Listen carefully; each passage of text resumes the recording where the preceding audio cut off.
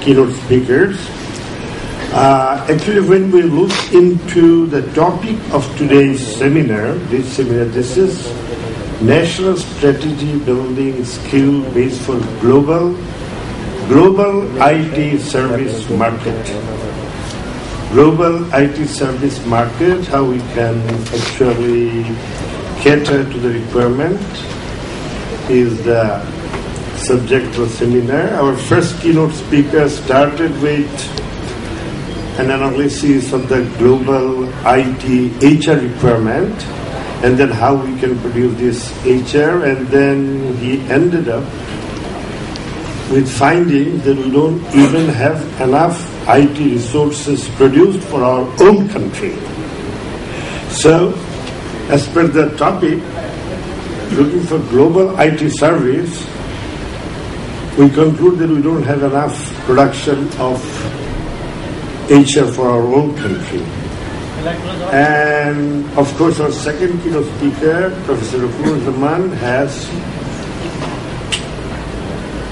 emphasized on the requirement of finding methods to create HR for our own process development and our own HR development, and that should be the focus in our mind. And so actually, and of course, another very important point he mentioned is the cost-benefit ratio of getting into this very expensive and time-consuming international processing certifications. He mentioned about CMMI.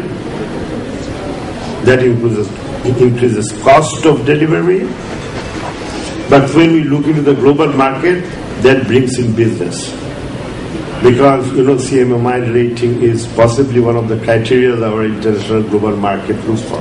Anyway, these are the few points which I have noted. Of course, our learned panelists have noted points from our keynote speakers. Now, we will go into the panel discussion, and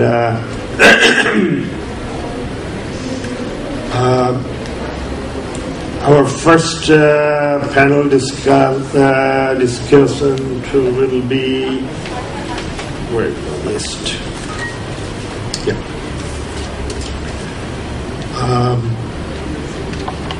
Professor Mumit Khan from Brack University. I will request him to focus his ideas and comments on whatever issues brought in by our keynote speakers, but I will very kindly request him to keep his comments within 10 minutes time so that we can manage our time limitation properly. Professor Mumit Khan. Thank you. What I know mostly here. Fahim Mashur pointed out something very important in the beginning, that our education is probably not very employer-focused or employment-focused. That's easy to say that we want to make it employment-focused, but what does that mean? And we have to be very careful as to what is employment-focused. We have to start worrying about education versus training. So something I want to put up front, because we need to worry about what is education and what is training. If we look at the software market anywhere, and especially in the developed world, a lot of innovations come from students coming out of universities who have nothing to do with computer science. Very few cases you will find out they've had formal degrees. It is not about degrees, it's about education.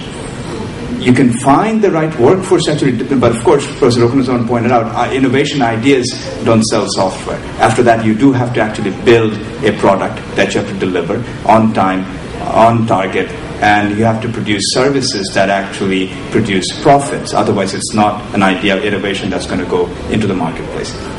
So the question is, where do we lack in our academia? Where are the issues? So there are really three levels to this. One is, there are three levels of sort of services or IT software that we can produce. One is at the low level, which does not require you to be a computer scientist, doesn't require you to have a background in algorithmic development. It requires you to have fairly reasonable analytical skills, some language skills, something Fine pointed out. We have a serious issue and something that I'll share a minute of experience with where we have a big problem. And it does require a certain level of sort of work ethical training, which does require a sustained effort. That one does not require a university degree. So we need to also start focusing on that tertiary, before tertiary, HSC plus, where there are training programs that can get you to be competent enough to do certain tasks. And there is a large industry waiting to happen just for that. We do need to say this is where some of the institutes can really come into play. We have not focused on institutes. We've been focusing either on education policy, we've been focusing on universities, but there is an in-between ground which needs to be exploited for the large market. India has looked at this, China has looked at this, Vietnam has a large body now coming out which have essentially high school plus. Their high school plus is our HSC.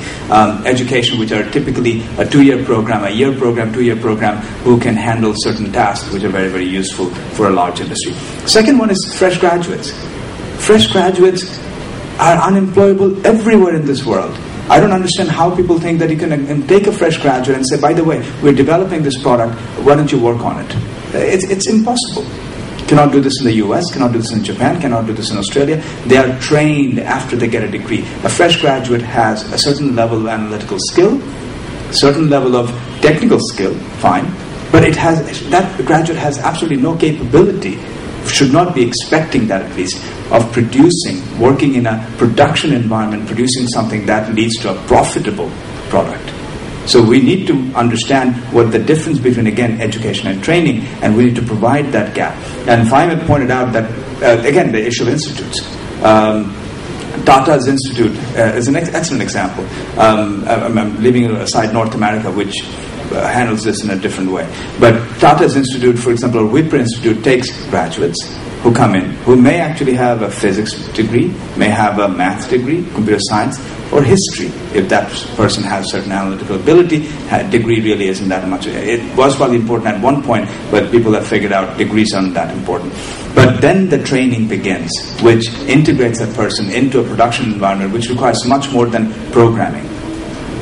That's one skill, but there are many, many other skills that needs to be there before you can start working in a production environment. So we need to bridge that gap. The question is, how do we do this? Do we have a private-public partnership institute? Well, there were discussions on, at least proposal for something called IPSAP that went nowhere. So we need to look at why these proposals aren't going anywhere. Where would these institutes be? Who would own these institutes? Who would certify these institutes? And so on. But without these institutes, which are the buffering between, or essentially that taking a university graduate into the workforce, without having large companies who have own training institutes, we are looking at a bleak future. We have to have this. Then there's the issue of universities.